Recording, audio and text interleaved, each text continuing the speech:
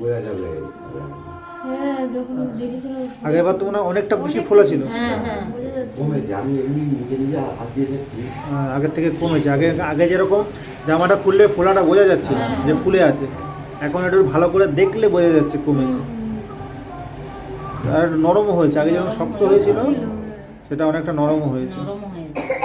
যাক, তখন ঠান্ডা লেগেছিল না? আপনি আপনি বলেছিলেন যে আমরা 12 বছরই ঠান্ডা লেগে থাকে, 12 মাসই লেগে থাকে।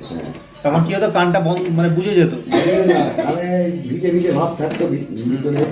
হ্যাঁ, কান সরসর করতো আর হাঁচি হতো প্রচুর। হাঁচি হতো প্রচন্ড।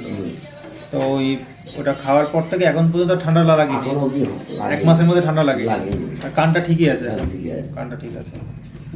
আর ওই যেটা হচ্ছে ওটা নার্ভের জন্য হচ্ছে, আমি নার্ভের ওষুধ দিয়ে দিচ্ছি।